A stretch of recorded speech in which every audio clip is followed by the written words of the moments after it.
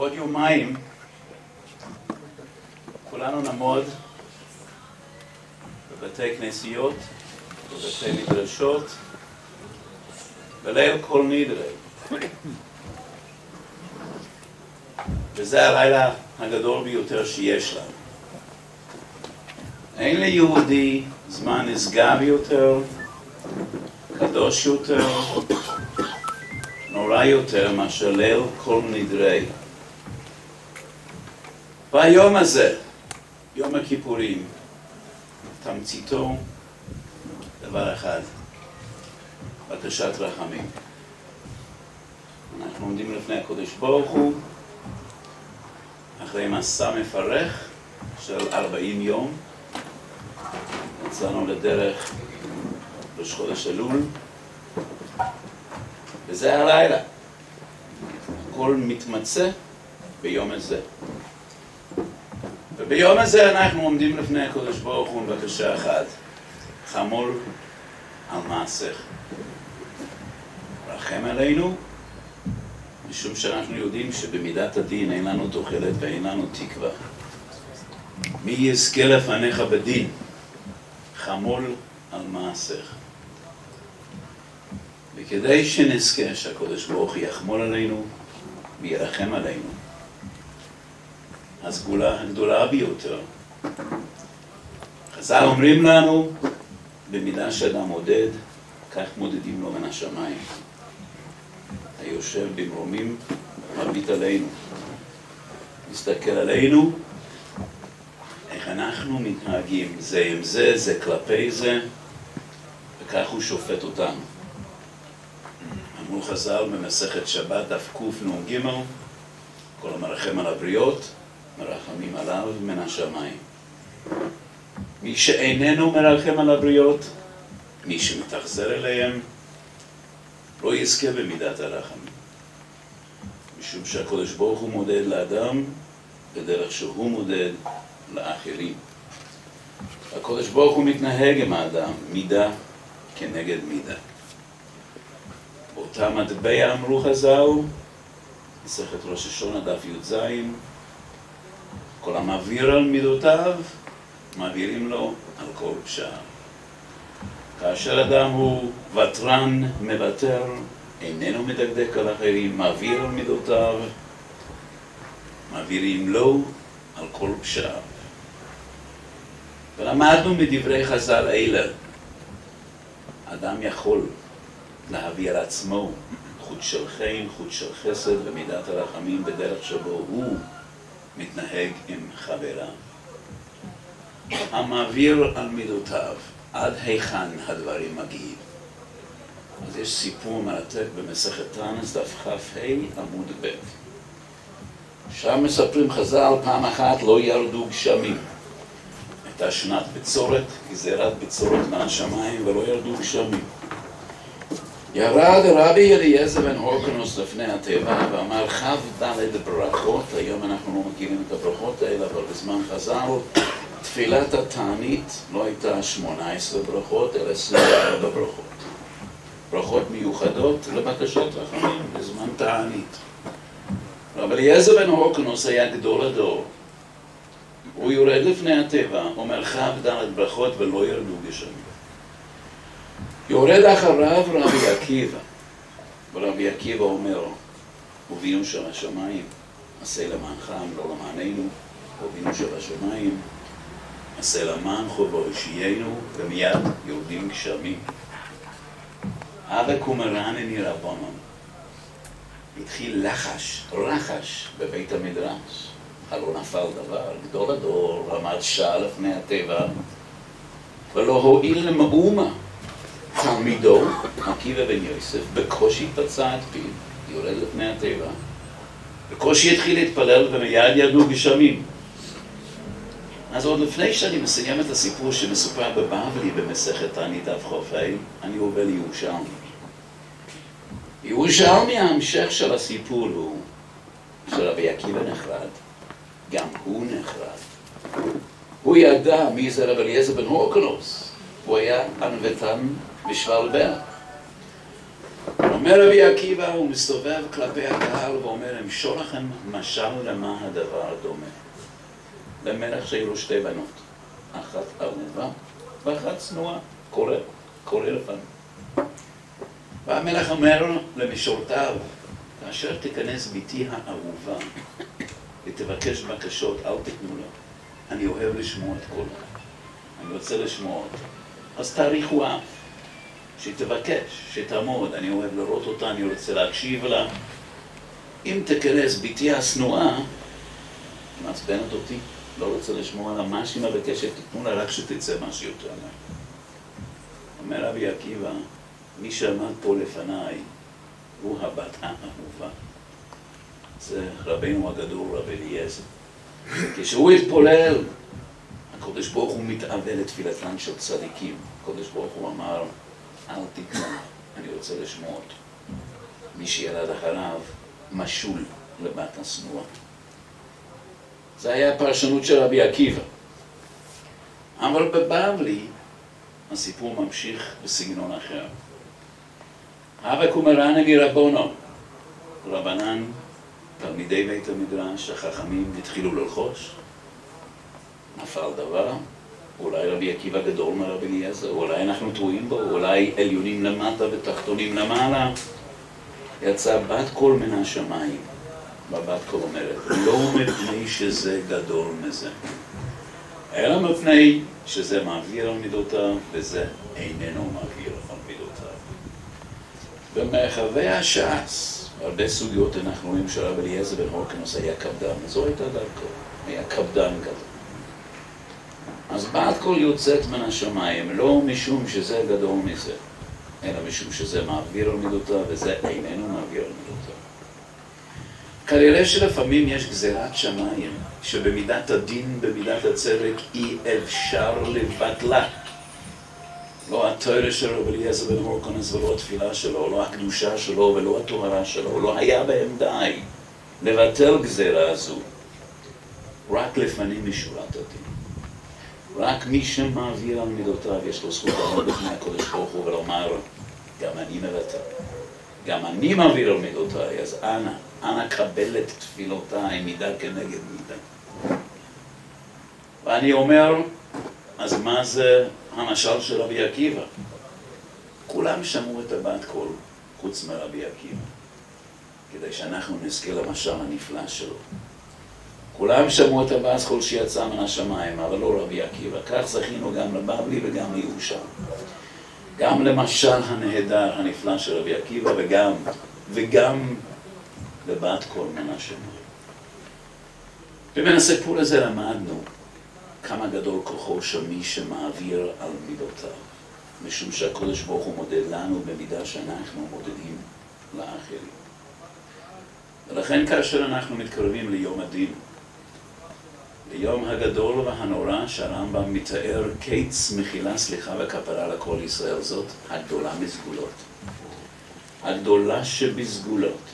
אנחנו דור שהוא אוהב סגולות, אבל בדרך כלל אנחנו נמשכים בסגולות משונות, סגולות רחוקות. הסגולות שחז"ל מנחילים לנו, אלה הם הסגולות שחקוקות בסלע. ואין סגולה גדולה מזו. המעביר על מידותיו, מעבירים לו על כל פשעיו. המרחם על הבריות, מרחמים עליו מן השולחן. אז כמה טיפשוי שערים שאדם מקפיד על אחרים, איננו מבטל בימים כאלה. הוא לא חושב שאולי בכך הוא חורץ את גורלו למידת הדין, לשבט ולא לחסד. אז תמיד, בכל ימות השנה, ראוי לו לאדם להיות ותרן, להיות סלחן, להתרחק מן הקפדנות. אבל בימים האלה, בימי התשובה, בימי הדין והרחמים, הלחץ כמה וכמה. זאת הגדולה שבסגולות, כי הקדוש ברוך הוא מביט עלינו מן השמיים, והוא שופט אותנו בדרך שאנחנו שופטים אחרים. הוא מתנהג עמנו בדרך שאנחנו מתנהגים עם אחרים. אין סגולה גדולה מזה. אמרו חז"ל, עבירות שבין אדם לחברו אינם מתכפרים לו לאדם עד שיפייס את חברו. אז הימים האלה צריכים להיות ימים שמתאפיינים בסלחנות, בסובלנות יתרה, בוותרנות ובאהבת הבריות. ברחמים, בצדקה ובחסד. כאשר אנחנו מתחסדים עם הבריות, הקדוש ברוך הוא מתחסד עימנו. זאת אז העצה הנשגבה ביותר, המועילה ביותר, והגדולה שבסגולות. לוותר, לסלוח, למתוח קו. לאהוב ולרחם. וכך, בעזרת השם, נזכה שהקדוש ברוך הוא ירחם עלינו. יגזור עלינו גזירות טובות, ישועות ונחמה. אבינו מלכנו, חוננו ועננו, כאין בנו מעשים, עשה אמונו צדוק וחסד והושיענו. ישנן מחזורים וסידורים, כך לפי נוסחאות שונים, שבפסקה הזו, בפסוק הזה, שהוא האחרון מכל סדרת הבקשות של אבינו מלכנו, כתוב, אומרים בלחש. את הבקשה הזו אומרים בלחש. ולמה אומרים בלחש? יש משל יפה. כמו שלמד עובד דוימן. אדם נכנס לסופרמרקט, נשימה גדולה, הוא אומר, יש לי הזמנה גדולה לעשות. אני לא רוצה לעמוד בתור, שיבוא מישהו ויקבל את ההזמנה שלי. עומד ברובם ומתחיל להקריא מה הוא רוצה. 1,000 קופסאות של זה, 500 קופסאות של זה, 100 קילוגרם מלפפון, 1,000 חבילות של ביסקוויטים. הוא גומר את הרשימה הארוכה. בסוף הוא אומר, אולי אני יכול לדבר עם המנהל, יש לי משהו לדבר איתו. המנהל לא נמצא. אז זה סגן המנהל. מה יש לך לדבר איתו? אתה יכול לדבר איתנו? לא, זה משהו אישי, אני צריך לדבר עם האחראי. קוראים לאחראי, הוא בא לדוכן, שואל אותו, כן, מה העניין? הוא אומר, לא פה. אולי אפשר להיכנס למשרד. מה העניין? בסדר, נכנסים למשרד. הוא אומר, תשמע, עשיתי הזמנה גדולה, אבל האמת היא שאין לי כסף עכשיו. אז איך אתה רוצה לקנות בלי כסף? יהיה לי כסף בקרוב, הוא אומר, צריך להיכנס לי, מישהו צריך לפרוע חוב, אני אמור לקבל משכנתה. הוא אומר, אולי הסדרי תשלומים אתה יכול לעשות, אני אתן לך צ'קים, נפרוס את זה על חודש. אנחנו עומדים לפני הקדוש ברוך הוא ויש לנו רשימה ארוכה של בקשות. אנחנו מכריזים, אלוקינו, סך רפואה שלם, לכו למחו, כוזרנו בספר פרנסה וחלקו, או ספר ישוע ונחום, או קרא, גזר דיננו, יש לכולנו רשימות נכבדות של בקשות לפני הקדוש ברוך הוא. אבל אנחנו גומרים את הרשימה, אז אומרים בלחש, לא כאן, זה משהו אישי. בואו ניכנס למשרד ואנחנו אומרים, רבני של אלו, חוננו ובוננו, כי אין בנו מעשים, אין לנו אימה לשלם בעצם. אז אולי בכל זאת תעשה עמנו צדוק או בחסד והושיענו. את זאת אנחנו לא מכריזים בקול גדול, בגאווה גדולה, אלא בעצם אין לנו אימה לשלם. אבל הקדוש ברוך הוא שואל, אז מה בכל זאת? ואנחנו אומרים, רבני של אלו, אנחנו מבטיחים בקרוב, יהיה לנו, בעזרת השם. אז הקדוש ברוך הוא מוכן גם להסדרי תשלומים. שני האנשים הראשונים בעולם שחטאו, מי היו? עוד אומר ראשון. חטא, עץ הדעת, וקין הרג את הבל. שני הדורות הראשונים של בריאת העולם, קין ואדם, הסיפור הזה לא נגמר כל כך טוב. וחז"ל מספרים במדרש רבה, זה מובא בילקוט בפרשת בראשית. אדם פוגש את קין אחרי האסון הנורא, שקין הרג את הבל. ואדם שואל את קין, מאיפה אתה בא? קין אומר, עשיתי תשובה. אדם שואל אותו, ומה היה? מה קרה? קין אומר לאדם הראשון, עשיתי תשובה ונתפשרתי עם קוני. המאמר הזה תמיד עודד אותי, חיזק את ליבי קצת. החטא הראשון והשני, זה כבר נגמר עם פשרה. גם קין, לא היה לו לשלם את הכל.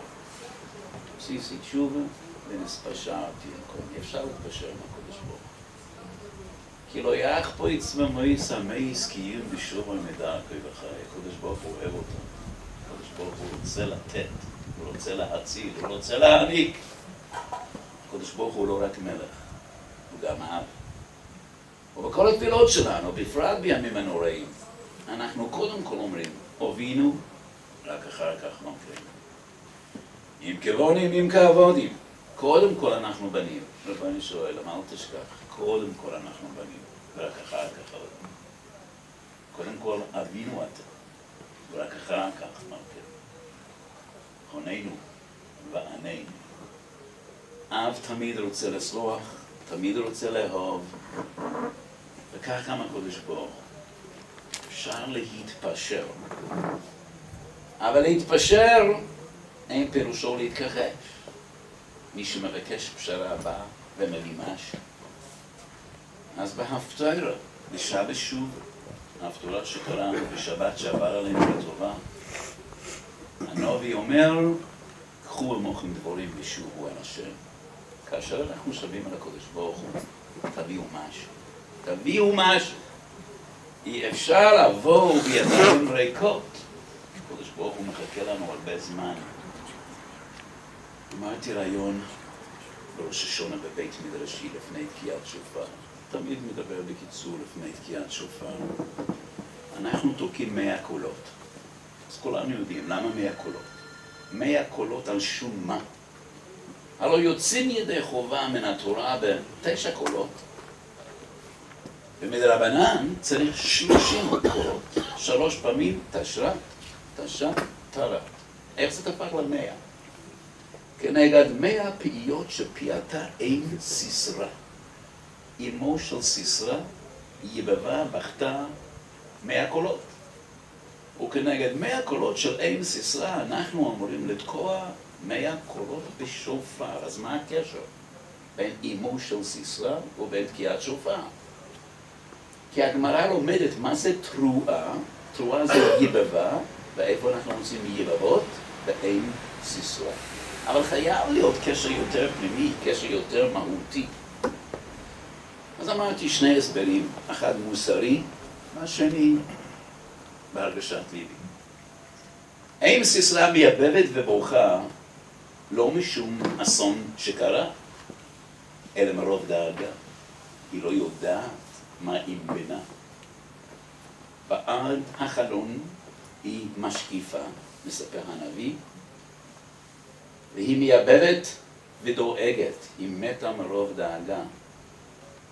מדוע בושש רכבו לעבור? מדוע אחרו פעמי מרכבותיו? איפה הוא? ומכאן אנחנו למדים מה זה דאגה. אז בראש השונה, ביום כיפור, אנחנו דואגים, אנחנו מוטרדים. אין אנחנו יודעים מה קורה שם למעלה. מי יחיה, מי ימות, מי יאשר, מי יעני, מי ישלב, מי יתייסר, מי ינוע, מי ינוח. אז אין סיסרא מייבבת מדאגה. וזו אמורה להיות התחושה שאופפת אותנו בימים האלה. אבל אמרתי רעיון נוסף. אמא עומדת ליד החלון ומחכה. היא עומדת ליד החלון ומחכה. מדוע הוא מאחר? הוא היה אמור לחזור הביתה. מדוע בושש רכבו לבוא? מדוע איחרו פעמים מרכבותיו? הקדוש ברוך הוא עומד ליד החלון למעלה, וגם הוא מחכה. איפה הם ילדיי? אני מחכה להם. למה הם לא באו? בדרך כלל הקדוש ברוך הוא משול לאב, אבל הנביא אומר, התשכח אישה עולה, מרחם פרי בטנה, גם אלה תשכחנה, ואנוכי לא אשכח. וכי ייתכן שאישה שוכחת את בנה, את פרי בטנה, אנחנו יודעים מה זה אהבת אם למעלה מרחמי אב.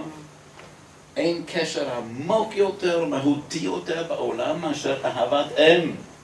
התשכח אישה עולה מרחם פרי בטנה, גם אלה תשכחנה ואנוכי לא אשכח.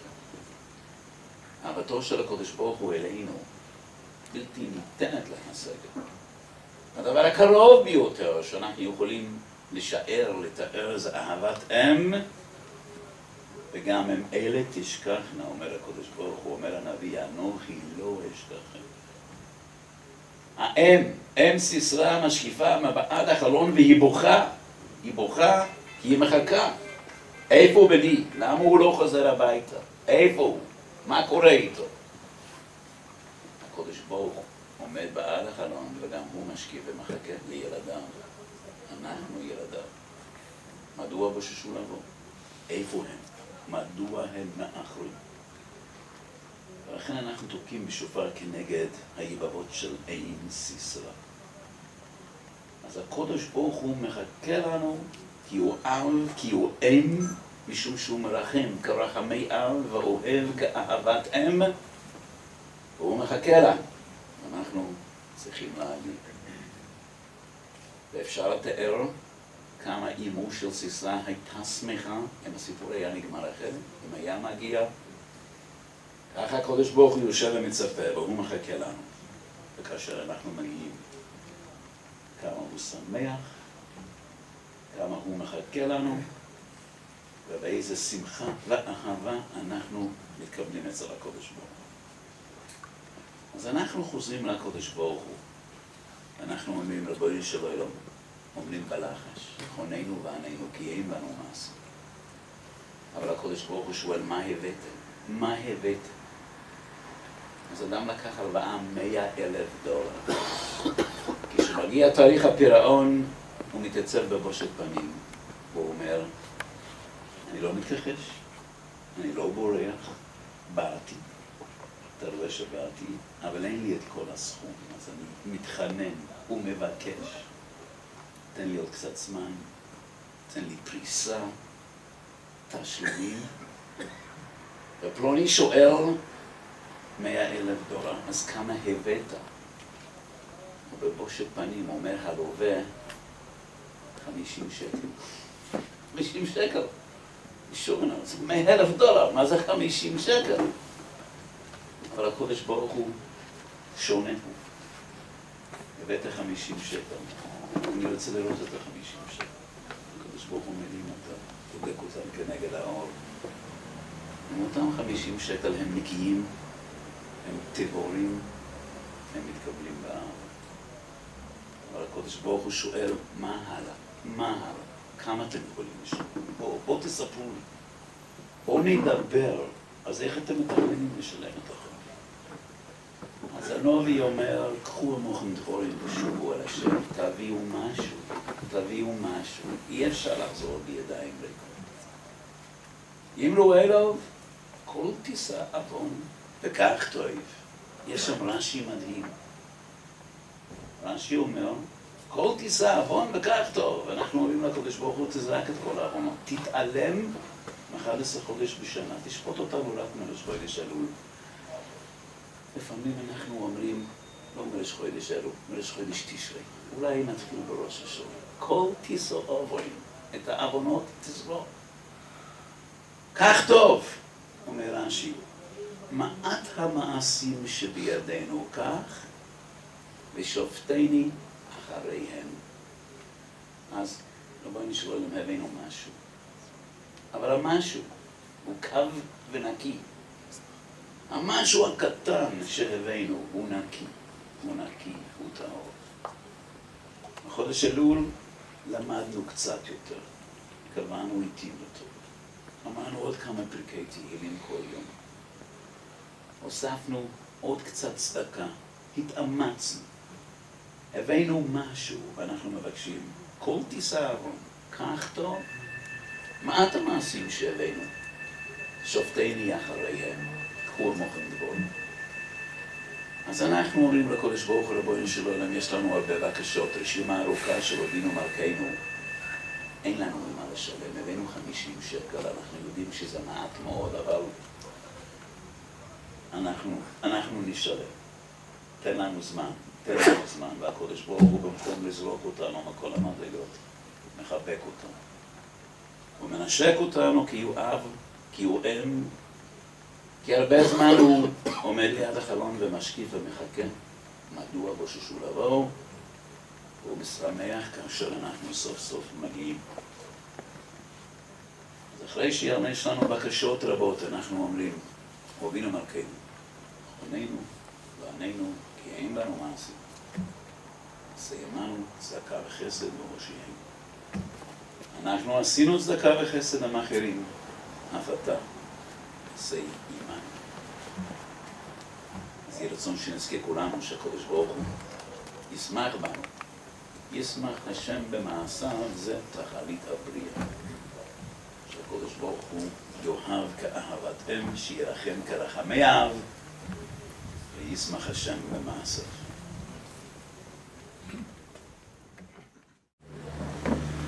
מאז הבר מצווה שלי אמרתי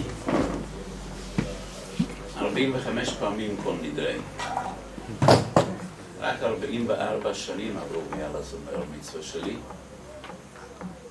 אבל אמרתי 45 פעמים כל נדרי. ואולי הפעם המרגש ביותר היה כשאמרתי כל נדרי, וזה לא היה יום כיפור. לפני 2 ימים נסענו לפולין, קבוצה קטנה של ידידים, חברים. חלק מהם נמצאים כאן. היה איתנו רמי, צבי, חיים, ישראל, אולי יש עוד, לא רואה את כולם. וביקרנו באושוויץ, וכאשר נכנסנו לשערי המחנה, ממש סמוך לשלט הידוע לשמצה, ארבעת מאכט פריי. נעמדנו וסיפרתי סיפור ששמעתי מהרב ולס בבני ברק, שאביו היה שם. באושוויץ הייתה תזמורת של נגנים יהודים.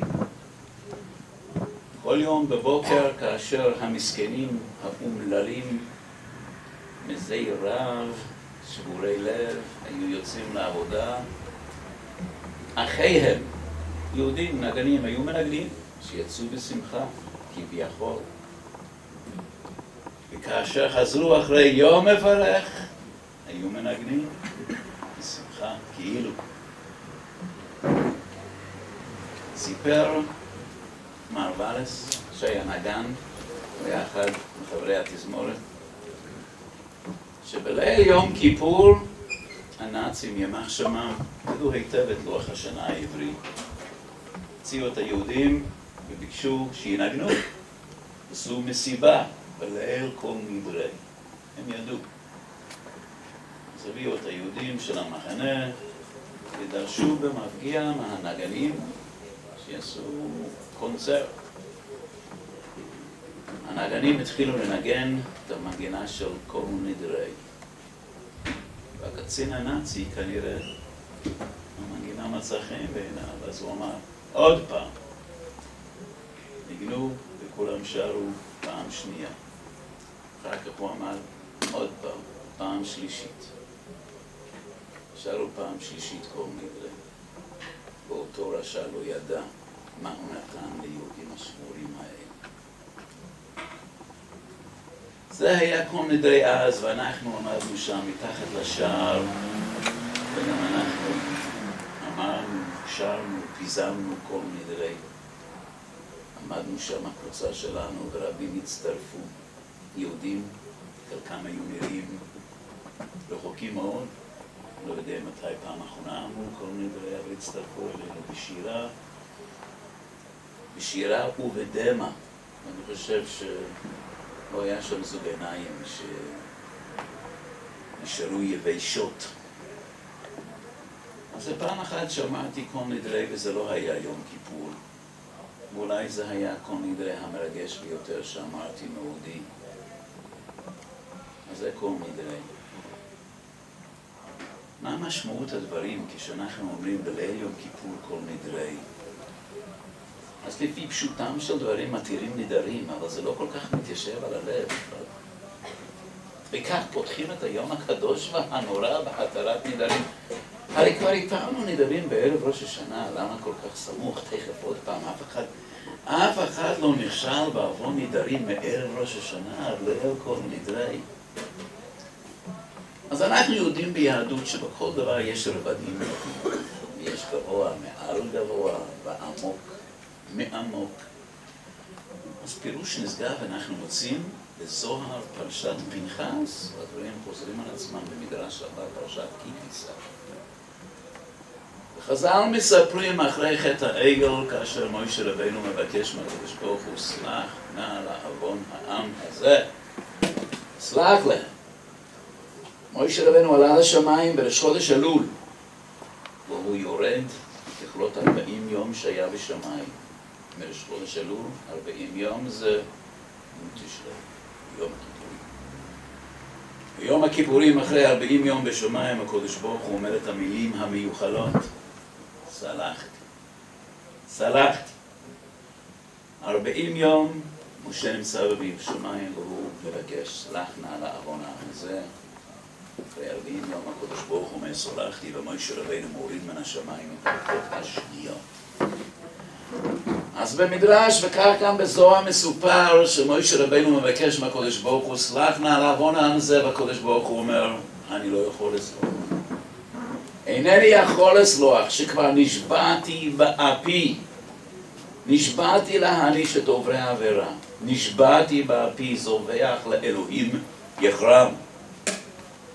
משה רבנו, איזו תעוזה, משה רבנו אומר לקדוש ברוך הוא, נשבעת רבנו שלא אלם אבל, וכי לא נתת לנו אפשרות להתיר את הנדרים. להתיר את השבועות. אומרים חז"ל, והדברים מחרידים, שהקדוש ברוך הוא כביכול מתיישב לפני משה רבנו. משה רבנו מתעטף בטלית. ומוכן להתיר את שבועותיו ונדריו של הקדוש ברוך. והקדוש ברוך הוא אומר את המילים שאנחנו אומרים בכל נדרי, וכולנו החרטנה בהם. אני מתחרט שנשבעתי להעניש אותם, ואני מבקש התרה. ומשה רבנו מעוטף בטלית אומר, מותר לך, מותר לך, מותר לך. כאשר אנחנו אומרים כל נדרי, לא רק על הנדרים של עצמנו אנחנו מדברים, אלא אנחנו פונים לקדוש ברוך הוא, נושאים את כפינו למרום ואומרים רבנו של עולם.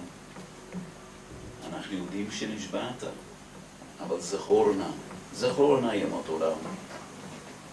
אתה כשבת לפני משה רבנו כביכול, והבעת החרטה. משה התיר את הנדר. ולכן בכניסתנו ליום הקדוש והנשגב הזה אנחנו אומרים כל נדרי. אין אנחנו מעיזים, אבל משה רבנו העיז במקומנו, ואנחנו רק רמז לדבר אומרים. אנחנו מתירים את הנדר כדי שהקדוש ברוך הוא יזכור שגם השבועה שהוא נשבע להעניש, לנקום, שמשה רבנו התיר את השבועה הזו. זה עומק המשמעות של כל נדרי שאנחנו אומרים, והתקדש היום בלילה הנשגב הזה של יום הכיפורים. אז התקבצנו לכאן היום בלילה, ידידים, חברים, קצת להתכונן ליום הקדוש והנשגב, קצת להתבונן, קצת להתרגש, קצת לחשוב, קצת לערוך חשבון נפש. דיברנו דברים קצרים, איך לעורר רחמי שמיים. ובהערה הראשונה שאמרתי, אחת הסגולות המופלאות ביותר, בהחנמה, בענווה, אנחנו מבקשים סליחה וכפרה, ואנחנו משתדלים לסלוח זה לזה, זה לבקש מחילה זה מזה. מידה כנגד מידה אנחנו מצפים שהקדוש ברוך הוא יוכל ויסלח. יש סיפור חסידי. אי אפשר לגמור ערב כזה בלי סיפור חסידי. אז חסידים מספרים על מוטל אחד. 15 שנה היה נשוי לאשתו ולא זכו לזרע של קיימא. ומוטל בא לחויזה מלובלין, כולם שמעו על החויזה מלובלין, תלמידו הגדול של רבי למלך מלז'אנץ. ולמה קראו לו החויזה מלובלין? כי אמרו על החויזה שבא רוח הקודש היה. וצופה ומביט היה, לא רק מסוף העולם עד סופו, אלא גם לתוך נפשו של אדם. צופה ומביט לתוך נפשו של אדם ורואה את מצפוני ליבו. מוטל בא לפני החויזה מלובלין ומבקש ברכה שיזכה לזרע של קיימא, והחויזה פונה אליו ואומר, מוטל, אתה רוצה בעשירות או אתה באמת רוצה בבנים? מוטל אומר, קדוש ברוך הוא נתן לי עושר רב, לא חסר לי כסף, אני מוכן לתת את הכל רק לזכות לבן. החויזה מלובלין אומר לו, אז תחזור לקרקוב, שם היית לפני 15 שנה, ותחפש את רבקה. אתה הבטחת לה שתתחתן איתה, ואחר כך התעלמת ממנה. והיא ישבה שבורת לב, אתה לקחת לך אישה אחרת, תחפש אותה ותחייס אותה.